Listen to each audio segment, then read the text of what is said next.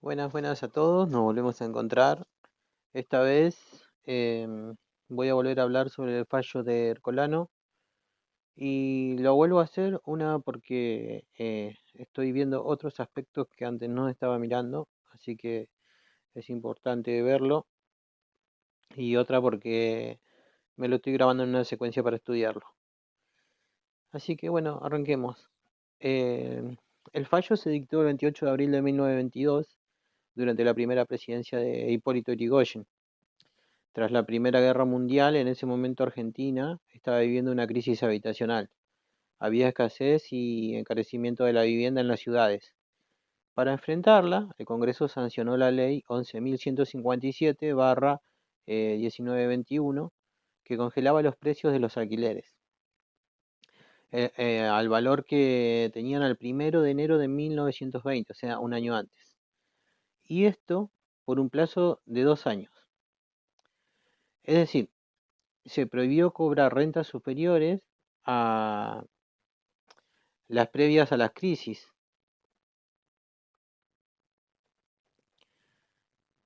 Em, este tipo de regulación económica buscaba proteger a los inquilinos frente a una situación excepcional. Y en ese contexto de emergencia económica se produce la disputa judicial. Además, por aquel entonces ya se discutía la función social de la propiedad y si los derechos como la propiedad o la libertad de contratar eran absolutos o sujetos a limitaciones. Bueno, como vamos a ver, el caso Ercolano va a cambiar el enfoque tradicional y va a aceptar un poder de policía ampliado en emergencias económicas, entendiendo que el Estado puede regular transitoriamente ciertos derechos en interés del público. Em, bueno, hay que ver las partes intervinientes y el órgano juzgador. En el caso litigaron Agustín Ercolano y Julieta Lanteri de Renshaw. Ercolano era el propietario, el demandante, y Lantieri, una reconocida militante social, era la inquilina demandada. El juicio se siguió en las instancias inferiores y finalmente se llegó al máximo tribunal del país, que es la Corte Suprema de Justicia de la Nación. El fallo Ercolano contra Lanteri de Renshaw se publicó en la colección oficial de fallos en el tomo 136 y la página 170, por si lo quieren ir a buscar, y fue resuelto por unanimidad de los jueces, Palacio, Figueroa, Alcorta y Méndez, con una sola disidencia que fue la del juez Bermejo. Eh, los hechos clave son los siguientes. La inquilina Lanteri, afectada por la subida de alquileres, decidió consignar judicialmente el pago de la renta según el valor anterior a 1920. En respuesta, Ercolano, el dueño, impugnó la ley 11.157, señalando que restringir los precios violaba los derechos constitucionales. Es decir, había contradicción entre la norma que congelaba rentas y los derechos del propietario. En concreto, se inició demanda sobre consignación, con fundamento en la Ley 11, que prohíbe cobrar durante 2 años un precio de locación mayor al que se pagaba el 1 de enero de 1920. Ante esto, la demandada, Lanteri, sostuvo que dicha ley era inconstitucional porque chocaba con los artículos 14, 17 y 28 de la Constitución Nacional. Los tribunales inferiores rechazaron la impugnación de la ley y finalmente la Corte Suprema examinó si el Congreso tenía poder para dictar esa regulación en emergencia económica. Por mayoría, la Corte confirmó la sentencia anterior, es decir, declaró que la ley 11.157 era constitucional. En el debate constitucional se cruzaron dos grandes elementos, ¿sí? Que son una, la norma legal cuestionada, que es la ley 11.157/1921, que es la reglamentación de alquileres, más el contexto de emergencia económica que motivó su sanción. y la otra son las normas constitucionales involucradas, principalmente los artículos 17, que habla del derecho de propiedad, el 14, que habla de la igualdad y la libertad de comercio e industria de la Constitución Nacional. Además del artículo 28, que prohíbe la suspensión de garantías constitucionales y señala que ciertas limitaciones solo se permiten en situaciones extraordinarias. También estaban en juego conceptos constitucionales generales, como el poder de policía del Estado para reglamentar derechos en interés público y la garantía contra la confiscación de la propiedad. En resumen, el conflicto era entre el derecho de propiedad del arrendador y las facultades del Estado en una emergencia económica para proteger un interés público, que es la vivienda digna. También podía considerarse la garantía del contrato previo al derecho adquirido del locatario, que un año después se resolvería en otro caso, que es el de Horta contra Jardín de Guy, de 1922. Pero acá lo central era si la ley de congelamiento era en sí constitucional. La Corte Suprema falló por mayoría que la ley 11.157 era constitucional y confirmó la sentencia de la instancia inferior. El tribunal consideró que, dadas las circunstancias de emergencia habitacional, la limitación era razonable y proporcional. Sus fundamentos claves fueron eh, la necesidad social, o sea, reconoció que proteger el derecho a la vivienda en crisis es un deber estatal, según la Corte. La reglamentación se justificaba porque la protección de los intereses económicos constituye para el Estado una obligación tan ineludible como lo es la defensa de la comunidad en situaciones excepcionales. La Corte amplió la noción clásica del poder de policía citando doctrina comparada, el caso de Moon versus Illinois de Estados Unidos, y aceptó que el Estado puede intervenir en la economía para evitar abusos cuando hay interés público en intenso y en el medio. Destacó también que la ley era limitada al tiempo que se presume necesario para llegar a la normalidad. Es decir, su efecto transitorio reforzaba su constitucionalidad. El fallo aclaró que no correspondía a los jueces decidir si la medida era la más adecuada, sino verificar si el Congreso tenía atribución para imponerla a sus causas y alcances. Finalmente, la Corte advirtió que aunque el legislador puede regular la propiedad en emergencias, no puede hacerlo de manera unimoda, no puede fijar un precio arbitrario distinto del valor normal, porque eso sería confiscatorio. En definitiva, la sentencia sostuvo que no todo es absoluto. El derecho de propiedad admite restricciones razonables en interés público. Como resultado, la demanda de consignación fue desestimada porque la ley de congelamiento prevalecía y la inquilina no podía exigir el monto mayor al estipulado por la nueva norma. El holding, que es la doctrina vinculante de Ercolano, puede sintetizarse en estos puntos clave. A ver, los derechos no absolutos. Ni el derecho de usar y disponer de la propiedad, ni ningún otro derecho reconocido por la Constitución tiene carácter absoluto. En otras palabras, los derechos individuales pueden reglamentarse para el bien común cuando la situación así lo exige. Eh, la competencia legislativa en emergencia.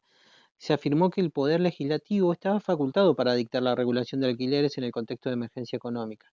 El tribunal dejó claro que su misión no era refutar las medidas políticas, sino evaluar su legalidad y razonabilidad. Em, También el control de razonabilidad.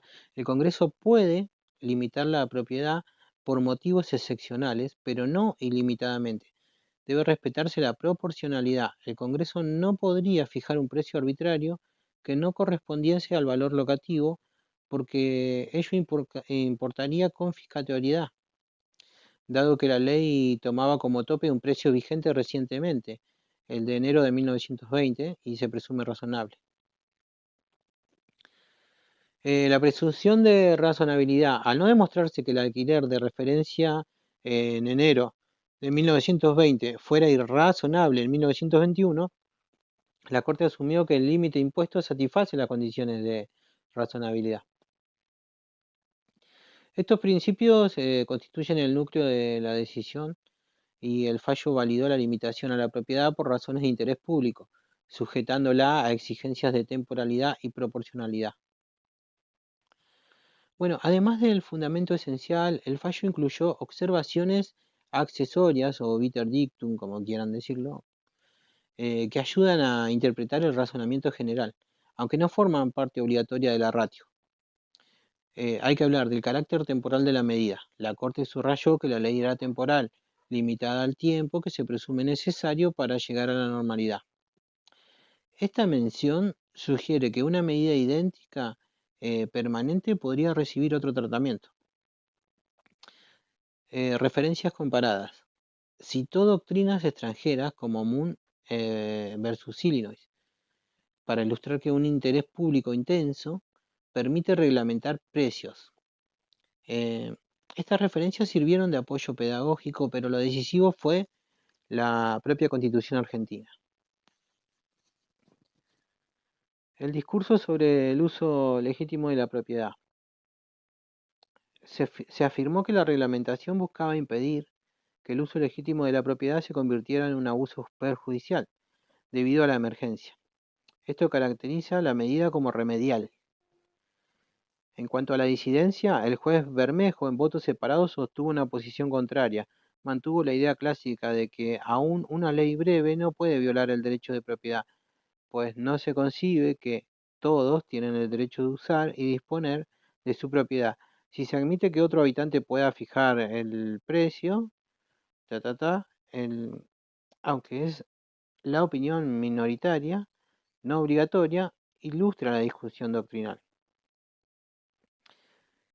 Bueno, estas notas accesorias ayudan a entender el espíritu del fallo y sus límites, pero no cambian el resultado final. Bueno, en cuanto al precedente, hay que decir que Ercolano marcó un precedente importante que expande el alcance del poder regulatorio del Estado en emergencias económicas. Por primera vez la Corte validó expresamente una ley que congelaba precios de mercado sobre la base de interés social, afirmando la legitimidad de la intervención estatal para fines de bienestar común. El fallo dejó doctrina, la idea de que en casos de crisis la protección de los intereses económicos como la vivienda es una obligación estatal. El reconocimiento de que el poder de policía no se limita solo a la seguridad, moralidad o salubridad, sino que abarca derechos económicos y sociales en situaciones críticas. La ratificación del control judicial sobre esas medidas, exigiendo que sean razonables, proporcionales y temporales, eh, a raíz de Ercolano, posteriores sentencias argentinas sobre emergencias económicas fueron siguiendo esa línea. Por ejemplo, en el actual caso del fallo Tovar en 2023, la Corte Suprema revivió la llamada doctrina de emergencia económica centenaria y aplicó criterios de razonabilidad muy similares. Y ahí se declaró la inconstitucionalidad de una ley de 2002, que es la ley de déficit cero, que redujo salarios estatales porque no era proporcional ni estaba limitada en el tiempo, afectando gravemente derechos protegidos. Por lo tanto, Ercolano queda como antecedente fundacional. Definió reglas de juego para evaluar restricciones estatales a la propiedad en crisis económica. En el siglo XXI, la jurisprudencia se refiere a él para recordar que incluso en emergencias no se suspenden las garantías constitucionales. En palabras recientes, las medidas de emergencia deben ser razonables, limitadas en el tiempo y están sometidas al control jurisdiccional, tal como apuntaba el análisis del caso Tovar. Para apreciar la evolución vamos a considerar este fallo con algunos ejemplos. La crisis sanitaria del COVID-19 del 2020, ¿sí? El Poder Ejecutivo dicta medidas económicas excepcionales, lo recordarán, por ejemplo el decreto 320-2020 que suspendió desalojos, congeló alquileres, con fundamentos muy similares a los de 1921. El DNU explicitó que estas disposiciones eran medidas transitorias y que buscaban proteger el interés público mediante medios justos y razonables, citando la doctrina de Abico para fundamentarse. Así se aplicó la enseñanza de Ercolano y adaptada a la pandemia. La emergencia permite regular el derecho de propiedad, que es la vivienda, para evitar abusos, siempre dentro de límites razonables y temporales. El fallo Tobar de 2023, mencionado antes, es una sentencia de la Corte Suprema de Justicia de la Nación sobre un recorte de haberes en emergencia económica. Ahí la Corte volvió a exigir los mismos requisitos, que la emergencia está declarada por ley, que sea temporal, que busque un fin social, no altere sustancialmente las relaciones jurídicas esenciales y que guarde proporcionalidad. El tribunal citó expresamente Ercolano como precedente que había ampliado el poder de policía a derechos económicos y sociales. De esa forma, Tobar reafirma paso a paso la doctrina de Ercolano a la luz de la Constitución actual. Estos ejemplos muestran que la interpretación de fallos conlleva a trasladar sus principios a contextos nuevos. Las ideas de Ercolano, que el Estado puede intervenir en la economía en emergencias, pero sin suspender definitivamente las garantías, siguen vigentes. Y cada nuevo caso, como pandemia, inflación, emergencia social, se evalúa con la misma lupa. ¿Los límites a la propiedad son proporcionales, temporales y necesarios? Bueno, para terminar vamos a resumir un poquito cómo interpretar un fallo judicial en general y vamos a usar como guía el caso de Ercolano. Bueno, paso uno, contextualizar la sentencia, identificar la fecha, la época y la situación política de la sociedad que rodea el caso. Esto explica por qué surgió el litigio. Por ejemplo, Ercolano es de 1922, post Primera Guerra, presidencia de Irigoyen, crisis de vivienda. Número 2. Identificar partes y tribunal. Averiguar quién demandó a quién y qué rol tenía cada parte. Acá Ercolano era el propietario contra Lantieri, que es la inquilina. Y registrar quién resolvió. La Corte Suprema de Justicia de la Nación. Resumir los hechos. ¿Qué ocurrió fácticamente? ¿Cuál fue la situación concreta? En Ercolano la inquilina consignó el alquiler según la nueva ley y el propietario impugnó esa ley. Hay que entender el problema real y no detalles irrelevantes. Detectar los derechos y normas en conflicto, como paso número 4. ¿Qué norma se aplica y qué derechos fundamentales se mencionan? La Constitución, leyes, tratados. Acá chocaba la ley 11.157/1921 contra el derecho de propiedad, el artículo 17 de la Constitución Nacional y otras garantías. Identificar esto es clave para comprender la controversia. Número 5. Leer la decisión final. ¿Qué decidió el tribunal? ¿Confirmó? ¿Anuló? ¿Hizo todo de nuevo? Ercolano declaró constitucional la ley impugnada. Hay que extraer la conclusión práctica, el fallo concreto. Número 6. Encontrar el holding. Este es el principio legal que resuelve la controversia principal. Formularlo claramente. En Ercolano, el holding fue que los derechos constitucionales pueden restringirse temporalmente por el Estado en emergencias, siempre que no se confisque la propiedad. Identificar el obiter dictum, comentarios accesorios, observaciones complementarias. Hay que observar comentarios secundarios que da el tribunal. Por ejemplo, acá la Corte recalcó que la medida era temporal o que respondía a un interés público. Estas notas ayudan a entender la visión del tribunal, pero no son la regla obligatoria. Buscar el precedente, paso número 8. Averiguar si el fallo marca doctrina para casos futuros. Ercolano sabemos que sentó precedentes claros sobre regulación en emergencia que se aplican en fallos posteriores, Tobar, Abico, etc. Ver si otros casos modernos mencionan el fallo, como lo hace Tobar. Número 9. Comparar con casos actuales. Ver si la doctrina del fallo sigue vigente o si fue cambiando. En Argentina es útil comparar con sentencias recientes para ver la evolución, y así entendemos qué partes del colano se mantienen hasta hoy. Número 10. Explicar en un lenguaje sencillo. Finalmente, traducir los conceptos legales complejos a ejemplos e ilustraciones claras. Pensemos, Ercolano dijo que no siempre se puede cobrar caro, pero tampoco se puede poner cualquier precio mágico. Ponerlo en términos cercanos al lector facilita la comprensión. Siguiendo estos pasos, contextos, hechos, normas, holding, etc., cualquier persona puede aprender a leer y entender fallos judiciales. A ver, el caso de Ercolano es ilustrativo. Nos enseña a buscar la ratio de Sidenti, a diferenciarla de las opiniones accesorias y ver cómo la Corte equilibra derechos distintos según la época y la sociedad. En conclusión, interpretar un fallo en Argentina implica analizar su estructura y fundamentos. Con Ercolano contra Lantieri aprendimos que los derechos no son absolutos, que el Estado puede actuar en emergencias y que toda medida tiene que ser razonable y transitoria. Bueno, esto es todo por hoy y nos estamos encontrando en la próxima.